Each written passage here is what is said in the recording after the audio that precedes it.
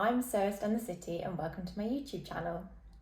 Today I'm going to be talking about what I'm up to at the moment, as well as sharing all my makes from 2021 and giving little reviews of the patterns I used. Okay, so it's currently March 2022, can you believe it? This year's going so quickly. And there's actually 3 amazing challenges going on at the moment, so I thought I'd share a bit of the details about some of those I'm getting involved in.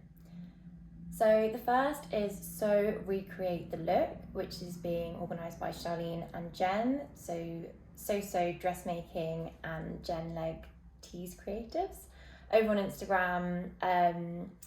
It's about seeing some inspiration on Instagram, in a magazine, various places, and then sewing something inspired by that look. So normally I'm inspired by new patterns being released. So I'll see designers release new patterns, or I might see some sewists making a pattern by a designer I've not heard of before, and I'll save those on Instagram as inspiration about what I want to make. But the other way I go about getting inspired is actually Instagram adverts. So various clothes companies having Instagram adverts.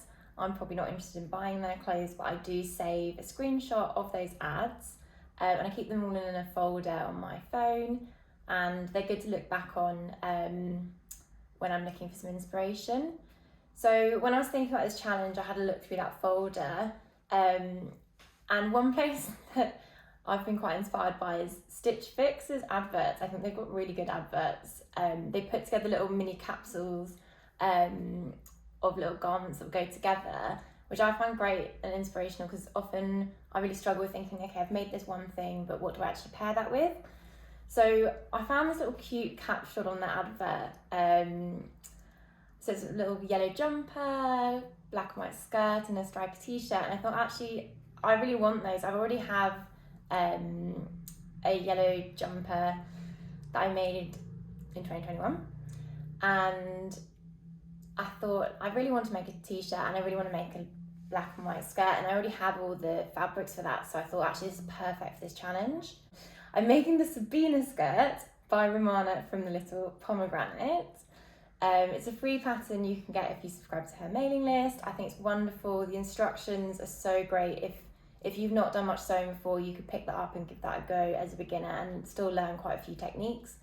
So it's really clear instructions, so I'm giving that a go. I've already got the fabric. It's part of my Make 9. I'd already decided I wanted to make it, so it kind of slotted in perfectly into this challenge.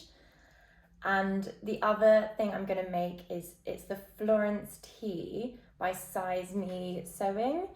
They really kindly offered it for free as part of the next challenge I'm going to talk about.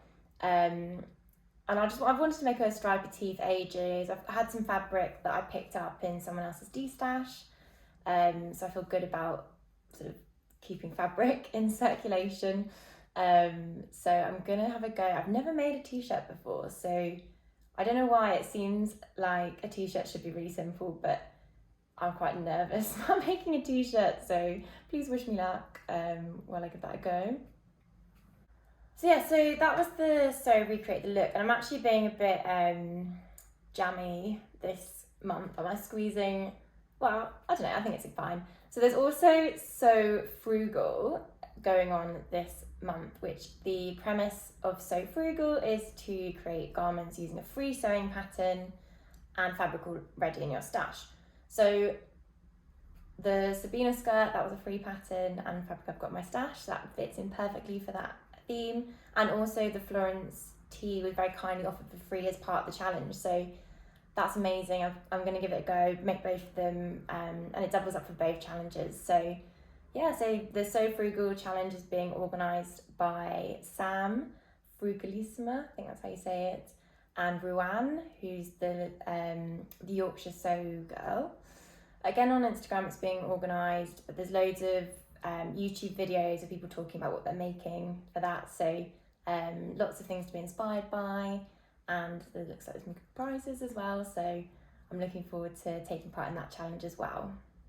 So the final challenge taking part in March is the Sew Yellow for Endo, being organised by Jess, So What If I Sew, over on Instagram. I took part last year and I made a lovely rust coloured top. It was the Nora top from Tilly and the Buttons. And I really enjoyed taking part. This year, I don't have any sewing plans that already fitted in with the yellow theme, and I'm trying really hard not to incorporate new plans, so I'm not going to be making something this year. Yellow's not particularly my colour, but the great thing is though that she actually organised a D-stash at the weekend, and I was able to take part in that because it was perfect timing for me getting rid of a few bits and bobs to have a little bit of a clear out and also raise some money for charity at the same time. So I sold a few things off there. So I'm happy to be able to take part, even though I'm not going to be taking part in the main challenge. But for those of you that want to, you just sew something yellow, donate to Jess's endo awareness page, and I guess use the hashtag, that's probably how you enter it. So yeah, it's a really great challenge, and Jess has done such a great job organising it. As with all the challenges, everyone's doing a great job, so yeah. So then the final thing I'm up to at the moment is probably going to squeeze into April, is I am going on holiday at the beginning of April, which is very exciting. So I am accelerating my sort of spring, summer plans to think about what I want to make before that holiday. I think the stripy t-shirt I already spoke about is going to be really great for that holiday. And the other thing I want to make is a pair of jeans shorts. So I actually did a jeans making class in February with Layla, who's Old Fashioned Way on Instagram, and it was so lovely because she taught me my first ever sewing class, so it felt like a really nice loop to come back and learn how to make jeans off her, which obviously is a much more technical set of skills you need for that. So it felt really lovely to be back learning from the same person again, and just everyone in the class was so lovely. It was a really great atmosphere for a couple of days. I'm a big fan of in-person classes. I think they're really great fun, you learn a lot, and I probably would have been too daunted to sew jeans by myself, so it's great for me to get in a class to have the confidence to do that. And the thing is that I don't know if I bought too much fabric, but my fabric was super wide, so I have so much fabric left over, so I'm 100% making some jean shorts in the same fabric. I think they're gonna look so cute. And yeah, I want to get them done in time for my holiday, so hopefully I have time to do that towards the end of the month. Okay, so now I'm going to go through my 2021 makes. The reason I wanted to do this, I thought it was great just to have a quick chat about the various patterns that I used. I think often it's quite hard to find information on this pattern reviews, so what I'm going to do is I'm going to, in the comments, or rather in the description, I'm going to put in the times that I talk about each pattern. So if you're just interested in a certain pattern, then feel free to skip ahead to that section. Otherwise, here we go. So the first thing I made in 2021 was the Tudor Blouse by Stitch Witch Patterns. I made it in a cotton fabric. It was a very kind present from my brother and his girlfriend. And actually I made it in January. System and Talk organised a really nice challenge called, Feeling So Much Better, and the premise was within a week to do bite-sized chunks of sewing, so that over a week you'd actually come and create a garment. So the Tudor Blouse was actually really a nice, simple, easy thing to make, so it was perfect for that challenge, and it was just really eye-opening for me that actually if you just do a little bit every day, you can get things done. Whereas normally I try and block out a day at the weekend to do sewing, and if I don't have a weekend free, I think, I haven't really got time for sewing, but actually it was really interesting to see that you can have time to do that. So yeah, so the Tudor Blouse comes up to a 50-inch bust, and it currently has 2 cup sizes, so there's a bit of variety there. And I did the wrap blouse hack, which actually comes along with the pattern, so I didn't have to do any hacking. It sort of is an option that you can do when you sew it up. It's very, very cropped, so you need to be wearing it with something nice and high-waisted. Well, I feel like I do. So I would want to wear something high-waisted with it, but I love it. I think the sleeves are so fun. I feel really cool wearing it. And yeah, it's just a really nice top, and it worked really well in cotton. I think it holds the sleeves quite well. So yeah, I was really, really happy with that one. So then the next thing I made was the Billie dress by Tilly and the Buttons, and I made that in an organic French terry from the Sewist fabric shop. Really sadly, she's closing down her fabric shop now, as she has some really lovely fabric there. But has told me that she has got some future sewing related venture coming up. So fingers crossed, I'm very excited for her with that. So the Billie dress, I particularly love a challenge. So the Billie dress was part of the Joyful Sleeves Challenge, which Charlene from So Dressmaking hosted back in February 2021. And yeah, it was just a bit of fun, and I love that Billie dress that I made. So I wear it all the time. It's great I do sometimes wear it to work. It's great for casual if you're sort of not sure what to wear. Yeah, I really love it. I actually didn't put the bottom hemband on. We could call it laziness, we could call it design feature, we'll see. But I really like it, and the what was it, French terry sort of just rolled up a bit, so it doesn't look frayed or anything. I think it looks quite nice. So yeah, not a hard make.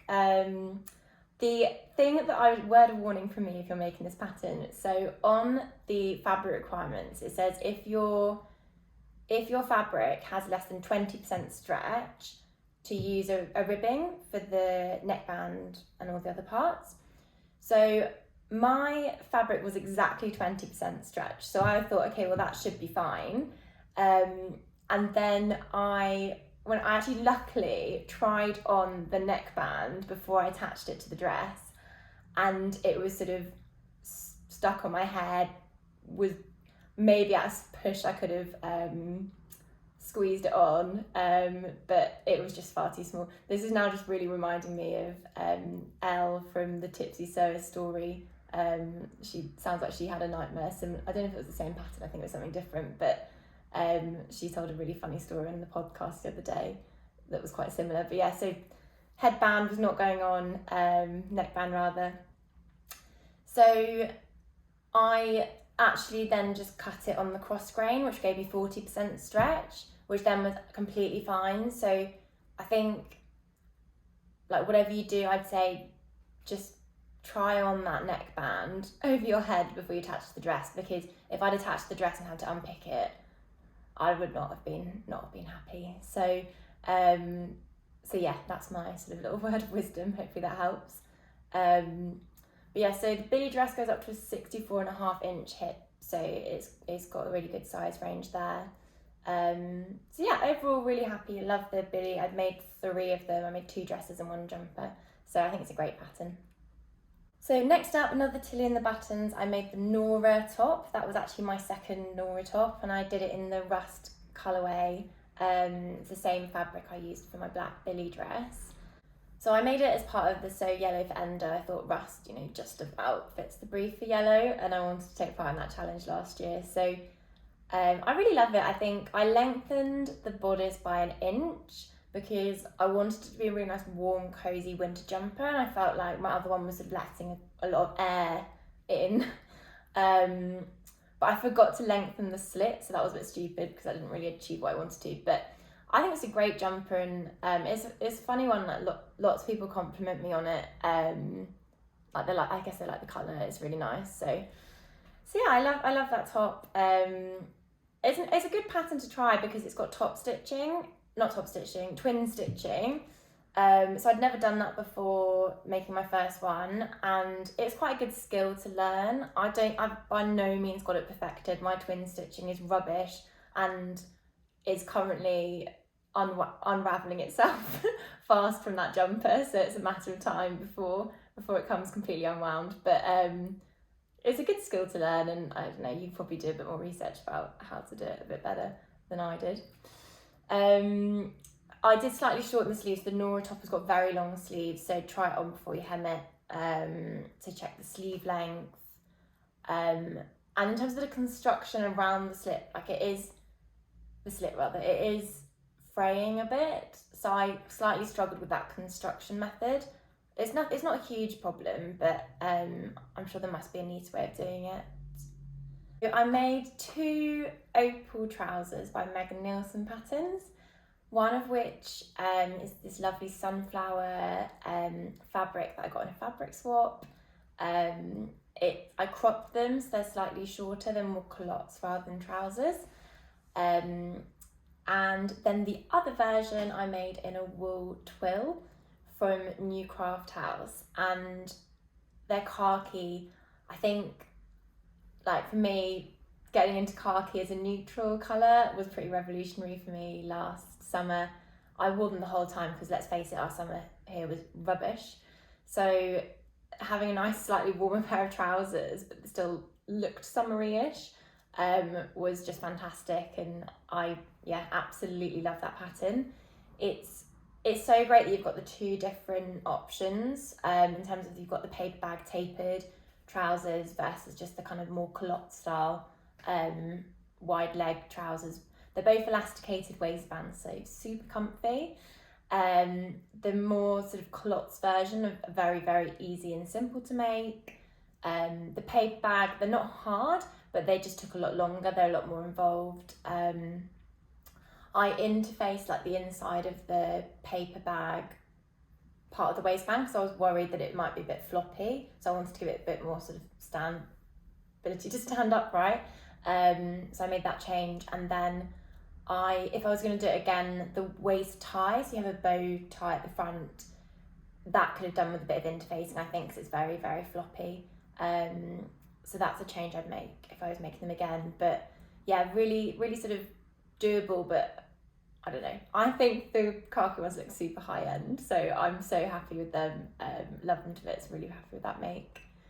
So yeah, not sure what else I'd say about that really. The only other thing is, I think the inseam pocket construction is really great, and I've actually then been using that construction method when I've been making dresses with inseam pockets since. So yeah, I think whatever way they did it, I'm not going to go into details, but for me that way is so great, and it gets a really neat finish. So I highly recommend that pattern if you're looking at getting into trousers. I guess the other thing, obviously, them being elasticated, if you've not made trousers before and if you've got any kind of feelings of being a bit nervous about fitting trousers properly, they're a great confidence booster because there's very, very little fitting adjustments to be made really because of the elasticated waist. So I definitely recommend that pattern. So then the next thing I made, I'm actually wearing at the moment. This is the it's the Wilder gown blouse version. But I hacked it to put on the McCall's 7969 sleeves. It's that dress that was all the rage last year, probably still is all the rage. I've not actually made the dress yet, but I just love the sleeves, so I've been using them on various things. So it's in a embroidered double gauze, which was from Minerva, that was gifted as part of their brand ambassador program. And yeah, I absolutely love this top. Again, a sort of nice one to throw on, keeps you quite warm in the summer if it's not a super hot day. So yeah, I was inspired by It Was So Bake Make, who also did this hack in terms of hacking the McCall's sleeves onto the Wilder gown. So I copied, I think she had some details on her Instagram stories about to do that, so I just copied that. And yeah, absolutely love this top. The Wilder gown goes up to 60-inch chest size, which is pretty good. So yeah, this was also a sewing challenge make.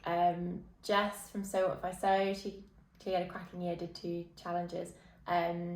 She did Sew New in June, so it was all about new skills, new fabrics, that kind of thing. So I'd never used double gauze before, so that was my sort of new element, and I guess it was a new pattern to me. So that was really fun getting involved in that. And I actually sewed this on holiday in Wales.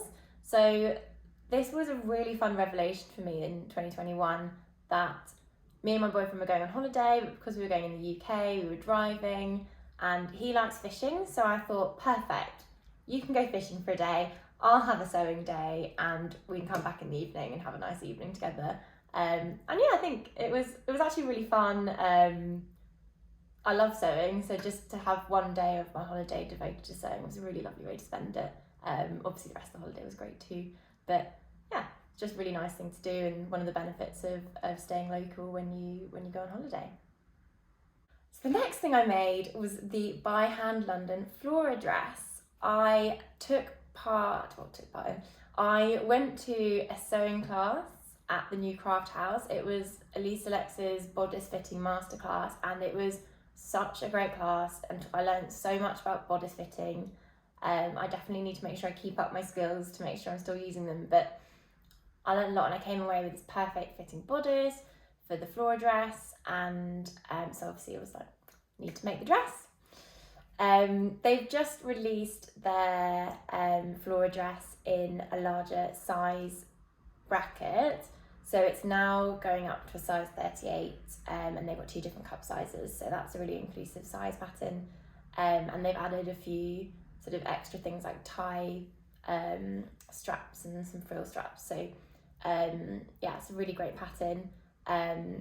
The one thing I'd say from making it is I fell in love with the Flora dress looking through the Instagram hashtag, and what I didn't realise until I made it was actually that most people seem to be doing either a gathered skirt or a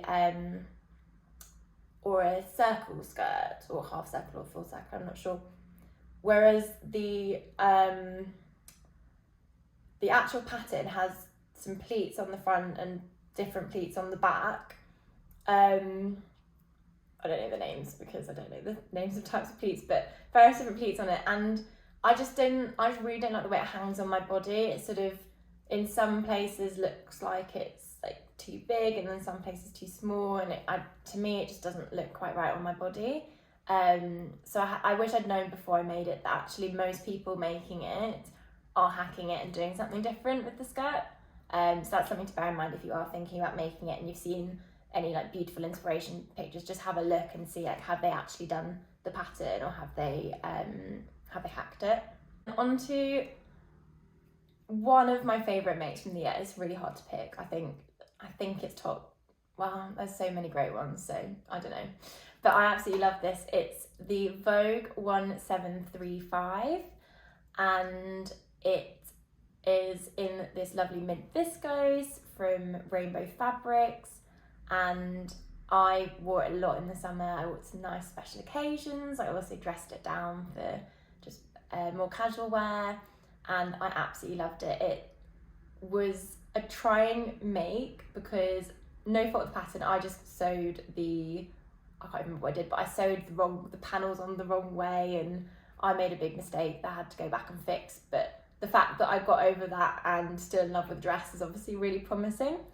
I managed to squeeze into it without needing a zip, so I basted it up the back and tried it on. I could just about get into it without a zip, so I permanently sewed it up the back, just because it was proving quite a time consuming sew, but mostly, as I say, because I'd made a mistake and had to go back and fix it. So I did skip the zip, but yeah, life hack, if you don't need a zip, don't put one in. And I did slightly edit the neckline because it's a very plunging neckline, so I just added like a tiny bit of coverage, which to me, if I look at a photo myself, it's still very much got a plunging neckline. I just feel that I wouldn't want any more than that. So I only made a really small adjustment to the pattern, but that made a big difference for me. And the other thing I did, so when I was doing a toile, I was really cautious about what size to make, because I've definitely struggled in the past with the Big Four pattern company, and I like made things way too big. So I actually, on my Instagram page, have got a story highlight which goes through what I did to work out what size I should make. In essence, the long story short is that I just sized down one size and it fits really well. So yeah, I'm really happy with that make. Definitely would recommend that one. Next up, I made a cute set of pyjamas. So I made the Fifi top by Tilly and the Buttons, and I made Carolyn pyjamas for the shorts. So I did this as part of Ellen the Stitches did a challenge called Recycling Remnants. And so I used up the remnants from my Flora dress. And also the remnants from, it was actually, I think I'd got it as part of a fabric stop. It was someone else's remnants, but still, remnants are remnants. So I did a sort of cute little like matchy thing where I did the top in one fabric with features of the other fabric and then vice versa on the bottoms. So yeah, so the Fifi by Tilly and the Buttons, I've never made anything cut on the bias before. So if you're thinking about branching out and making anything cut on the bias, those pattern instructions are really good. They've got a whole page of tips about how to sew with bias cut things, just to avoid stretching out or any other issues. So that was really helpful. So I definitely recommend those. And then the Carolyn pajamas, I've made them a few times. They just look so fancy with the piping, and I even added a little bit of piping like along the slanted pocket bag opening, which I think just added a bit more. Yeah, I absolutely love those. I wear those shorts particularly. I wear them all the time. Next up, we're nearly there, is I made the Peppermint Peplum top. It's something I downloaded when I was a brand new sewist and I hadn't got around to making, and I'd eyed up actually another sort of Stitch Fix advert. Had this really cute pastel, like many pastel coloured little cami top that I really wanted to make. And then when the fabric swap in, I think it was October time, was organised by the Worthy Design Studio, So Dressmaking, and who was it? The Crafty Studio. So they organised a fabric swap, and someone came up with just the most beautiful fabric that just fitted perfectly for this cami top that I've wanted to make for a while. And I thought actually, yeah, that would go quite well with the Peplum pattern. So I made that. It was a very quick sew. I think the only challenging bit was that the back has quite a deep V, and I just couldn't get my head around how the bias was going to flip over into the inside. And I didn't want to, it sort of said cut here, and I didn't want to make the cut because I wasn't sure if I was cutting in the right place. But in the end, just trusted the instructions and it got me through it. And yeah, it went really well. I really like that. I've not had a chance to really wear it much because obviously I finished it in about November time. So it hasn't really had much wear yet, but I'm very excited for this spring and summer to get a lot of wear out of that top. I shortened the way it's constructed is you've got a front bodice and a back bodice, and then you kind of have like a shoulder strap. It's a very wide strap, but there's a piece there, which is great for me because I've got a really short distance here. So actually I just took, I don't know, centimetre or so off here, and that sorted it out for me. So yeah, it was really nice and easy to fit. So towards the end of last year, I made 2 indigo dresses by Tilly and the Buttons. I had already made it twice before, so this was the 3rd and 4th, or 4th and 5th actually. I'd already made a top as well. So this is my 4th and 5th indigos. And this time I thought, right, I'm gonna make some adjustments to the bodice to make sure it really fits me well. And so I made a few adjustments. I don't want to go into details now of what I did, but it was really nice taking the time to get the pattern to fit me properly, especially as it's like clearly one I keep going back to, seeing as this was my 4th and 5th attempt at it. So yeah, so the second one I made was in this gorgeous brushed cotton from Fabrics Galore, and I hacked it again. So I was inspired by Me Made by Doris, who hacked the indigo dress, and again the McCall's 7969 sleeves. So I copied that, and I just think they're a match made in heaven. I made that dress as my sort of lounge round over Christmas dress, and I wore it every day. Yeah, I love that dress a lot, and it's a big go-to for me if I'm not sure what to wear out on a day. That's been getting a lot of wear. So yeah, and it fits me really well now, so I'm happy I took the time to just really invest in getting that pattern right and fitting me well. And it has so much flexibility. I didn't buy the expansion pack or whatever, the add-on pack or whatever they call it, but you've got, if you were to go for that, you've got so many options, or if you just trust your hacking instincts, you could, let me sort of create a much longer one, add some tiers. It is pretty versatile, and there's lots of options out there, so I really do recommend that pattern. It's quite a slow sew because there's so much gathering that it is quite a slow process, but worth the effort in my opinion. Okay, on to the final thing I made, which was the Pippi Loungewear set by Common Stitch. That goes up to a 57-inch hip, I think. No, bust, 57-inch bust. So I loved it. I think I was so surprised how quickly it came together, because I thought it's sort of a top and bottoms, it's going to take ages, but actually it came together really quickly, well, faster than I thought it would. I think it's such a fun pattern. I sized down, I think, on the top, because I read a lot of blogs out there that said it was quite large, and so I sized down, and it's still pretty big, to be honest, so definitely one to think about if you want to size down.